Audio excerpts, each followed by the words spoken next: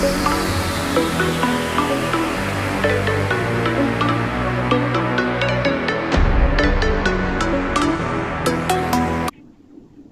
वालेकुम, मैं doctor Mavi Sheikh Sheikh Omega clinic से आप सबको खुशामदीद। आज इस न्यू टॉपिक की इंफॉर्मेशन के साथ आए हैं। उस टॉपिक का नेम है uric acid, high uric acid in your body. कि अगर आपकी बॉडी में हाई यूरिक एसिड हो जाता है तो उसके कौन से काजेस होते हैं, कौन से साइन एंड सिम्टम्स होते हैं।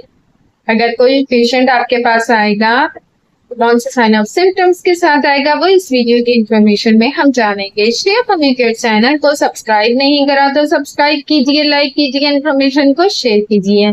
स्टार्ट करते हैं अपनी वीडियो का। कि अगर कोई भी पेशेंट आपके पास आ रहा है और वो कंप्लेन करता है कि इसको जॉइंट्स में पेन है, सबसे मेजर कंप्लेन तो वो ये करेगा कि वो जब जमीन पे पाँव रखता है तो इसकी पाँव की टो यानी कि अंगूठा है, इसकी जो बोन्स है, क्लंजीज हैं, उधर बहुत ज्यादा पेन होता है। फिर ये इसी तरीके से कंप्लेन करेगा कि मुझे जॉइंट पेन से, मुझे जोड़ों में दर्द है, मुझे घुटनों में बहुत ज्यादा तकलीफ होती है, मैं चलता हूँ तो मुझसे चला नहीं जाता, या मेरी हड्डियों का जोड़ दुखता है।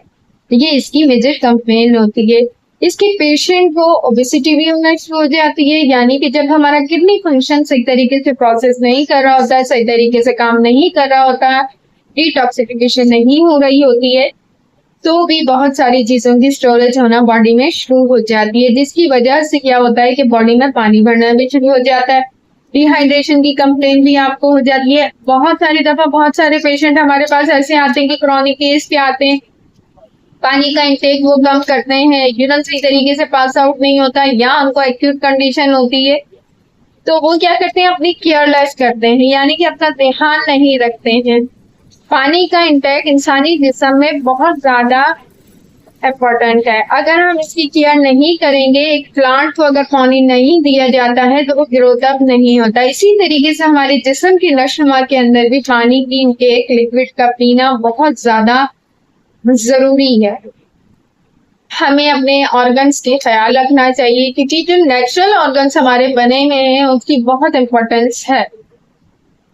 इसमें पेशेंट को ऐसा होगा कि जॉइंट पेन्स हो रहे हैं, सूजन आना शुरू हो गई है, रेडनेस हो गई है, जॉइंट्स की तकलीफ हो रही है, उनको जोड़ों में बहुत शिद्दत से सीवियर पेन हो रहा है, वेदर चेंजिंग हो रही है, या उनको कोई फीवर वगैरह हो गया, आर्थराइटिस की तकलीफ हो रही है। अब ये कि डिफरेंट कंडीशन आती है, क्योंकि कुछ पेशेंट हमारे पास ऐसे आएंगे जो क्रॉनिक केस के भी आएंगे, डायबिटिक के पेशेंट आ गए हैं, ऑस्टियोमेलेशिया के आ गए, रैकेट्स के आ गए हैं, विटामिन डी की कमी के आ गए पेशेंट। ये अलग अलग कैटेगरीज हो जाती है। फिर हम ये देखते हैं कि जिसमें डिफरेंशिएट कैसा करें, उनके कॉजेस, उनके सिम्टम्स या उनकी हिस्ट्री लेने के बाद ही हमें डायग्नोज कर सकते हैं कि इसके पेशेंट को इश्यू क्या हो रहा है।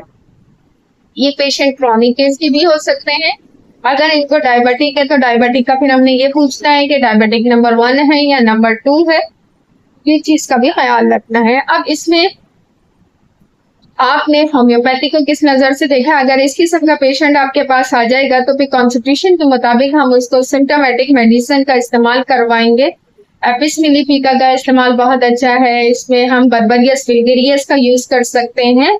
हम एज पर सिम्टम्स यूज करेंगे, लाइकोपोडियम का यूज कर सकते हैं। हम यहाँ पे स्पेसिफिक मेडिसिन इसलिए नहीं होती है कि हम जो टोटलिटी सिम्टम्स ऑफ जो होती है वो होम्योपैथी की डिपेंड ऑन द सिम्टम्स होती है और कॉन्स्टिट्यूशन होती है।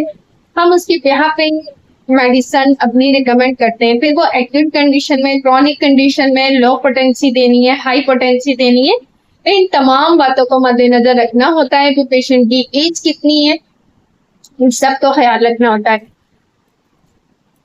इसके लिए आपने अच्छा से ये करना है कि आप अपनी वर्किंग आउट करें, फिजिकल वर्किंग ज्यादा रखें, पानी का इंटेक बहुत अच्छे से कीजिए। आप जितना यूरिन ड्रेन आउट होगा इतनी ही आपको आपके मर्ज में शिफा मिलना शुरू हो जाएगी। अपनी सेहत का ख्याल रखिए। इंशाल्लाह ताला next topic, next video, next information के साथ मुलाकात करेंगे। Doctor Mavi Sheikh Shaikh clinic. अल्लाह हाफ़िज़।